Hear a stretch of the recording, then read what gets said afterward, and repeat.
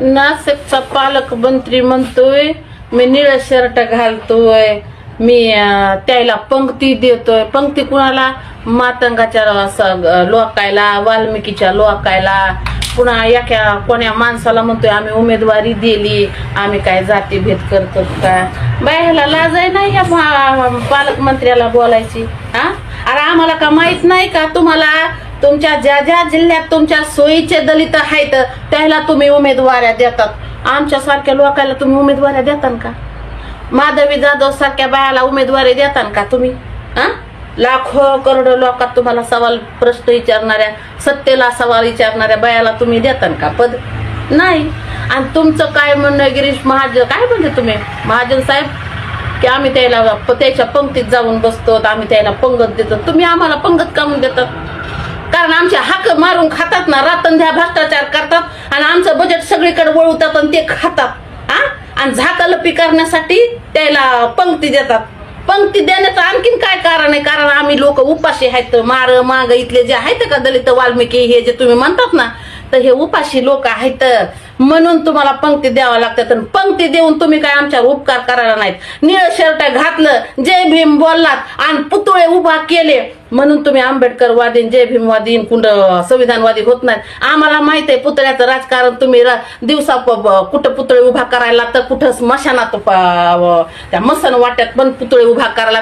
पुतळ्याचं राजकारण गिरीश महाजन साहेब आम्हाला नका सांगू. आणि उमेदवार दिल्याचं बी राजकारण आम्हाला सांगू नका.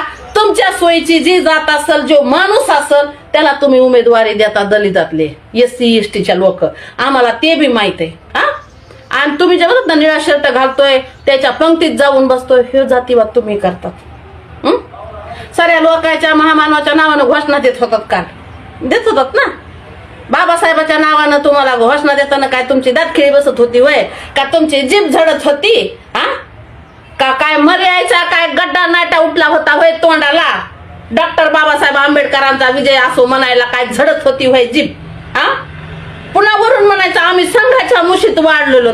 तुम्ही संघाच्या मुशीत वाढा नाही तर कशात वाढा, आम्ही संविधानाच्या कुशीत राहणारे माणसं. कारण तेवढाच एक आधार आहे आम्हा लोकायला. म्हणून ती माधवी जाधव म्हणत होती, कारण तिला माहित आहे ना बाबासाहेबांना आमच्या बायाच्या हक्कासाठी सुद्धा राजीनामा द्यायला होता म्हणून ती नोकरीवर पाणी सोडायला बसली ना. हा, तुम्ही काय समजतात महाजन साहेब?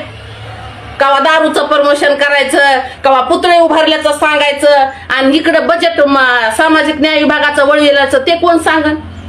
हा, ते तुमच्या बायच्या नवऱ्यानं सांगायचं होय की आम्ही बजेट वळविलंय, पण ते कशासाठी वळविलंय? आम्ही आमचे भ्रष्टाचार करण्यासाठी वळविलंय म्हणून.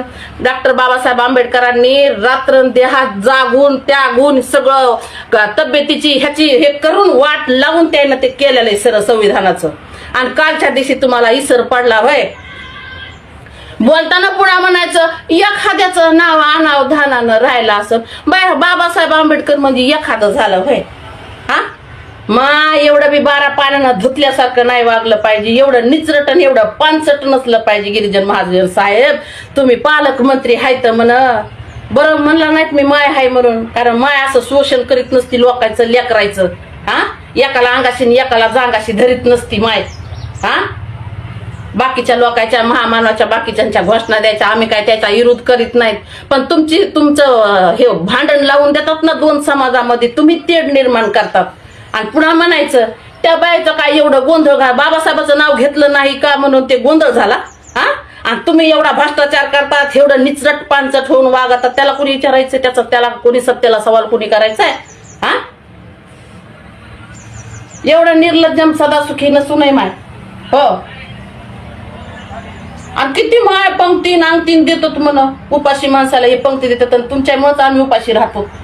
हो, आणि चल पालकमंत्री व्हायला झाडं झुडप खुंट लावित आहे आणि खोड तोडीत आहे.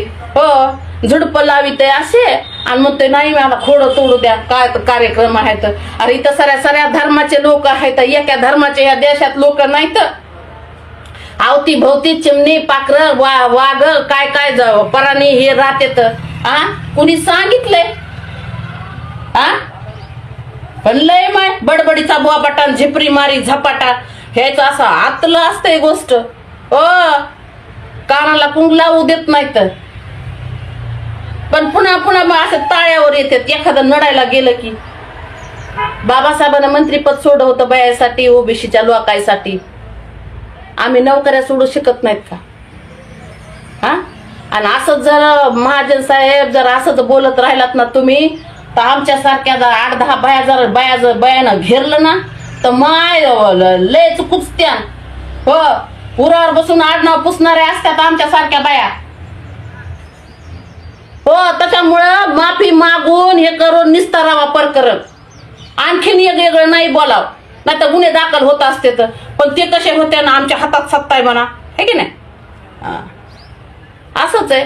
पण सत्याला सवाल करावं लागत असते, नाहीतर हे लोक कवडी मोल करते. माणसं इथं माणसाला जगू द्यायची नाही, तर दलिताला बायाला, दलित बायाला, आदिवाशाला, अनुसूचित जाती जमातीच्या लोकायला, हो, आणि सगळे ह्याच्या मूठ भरायच्या हातात सरी सत्ता संपत्ती सगळं एकवटून धरते.